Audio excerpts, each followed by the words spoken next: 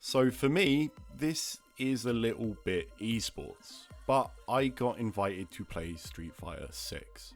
It's weird, I know they got me confused with an influencer rather than being someone under the influence, and here we are. I got a message saying I could have 1 hour playing an early 4-character build against someone in the office. No team mode or pseudo team mode where I'm holding up after every button, just normal play, which is totally fair enough. This is an early build. How things work here is not indicative of the final product in any way. Now, even without being able to lab, there was one mechanic I needed to try and figure out on the fly, and it's parry. It's a hot topic right now in the scene. The opinion on parries is generally very divided, but not all parries are born equal. You have third strike parries, which are integral to the game's core moment-to-moment gameplay, or you have Street Fighter V parries from the likes of Ryu, where it's a far more rigid tool with very defined use cases. Now, I'm going to try and clear up which one it is, but I want to reiterate that this is an early build and an hour of play, so don't take my word on it as final. It's just my impressions of the mechanic and the possible ramifications on the meta from my experience. So let's begin with the biggest attribute for a parry and probably the defining line between these two types, the startup.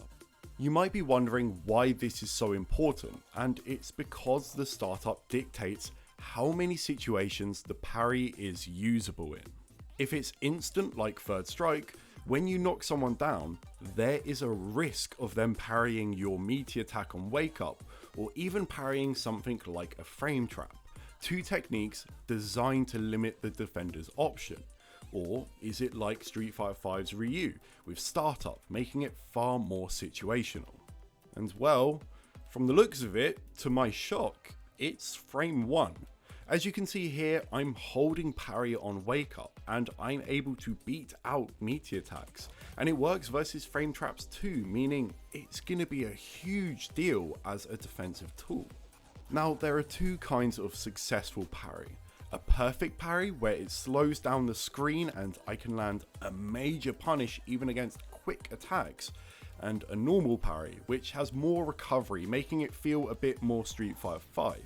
As a note, there is no slowdown on perfect parries when it's done against projectiles, which is important to give projectiles meaning.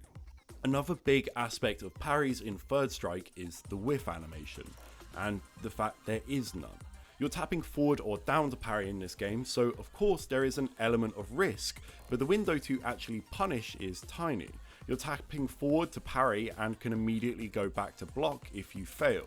This is not to say that you cannot punish parries in third strike.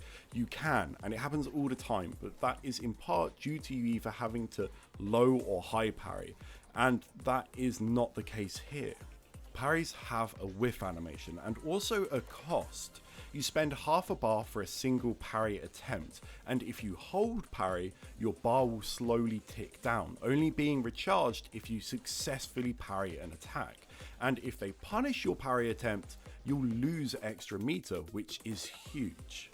You can also run cancel parries, which unfortunately I haven't got the footage of. A big chunk was actually lost, which contains me run cancelling, but from what I experienced, run cancelling perfect parried attacks that are heavy seem to give you advantage, but from lights or fireballs you are not actually plus. This is basically a counter to characters like Chun who have long reaching pokes which are particularly laggy. In my very uninformed opinion, parries are going to be a core aspect to this game, but it's not actually for the reasons you might think. Sure, it gives you punishes to moves that in most modern Street Fighters you would never have access to. But more important than that is the fact you can feel your drive bar. So many of your tools are entirely dependent on your drive meter. Invincible moves, parries, your EXs, your drive reversals, and most importantly, your drive rush. Not only will you spend this meter yourself, but it actually functions as a guard bar. If you block attacks, it drains the drive bar. What happens when it's at 0? Well, you're in the exhaust state. This exhaust state is brutal. Not only do you lose access to the mechanics listed until this very slow bar fills up fully, which only actually seem to be sped up by being knocked down, but you're also vulnerable to Drive Rush in a much bigger way. Drive Rush is kind of like a Street Fighter 4 focus attack.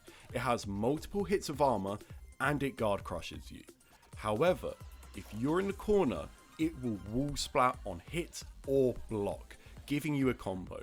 Not only this, you can cancel into it from normal, so this is not just a read based move.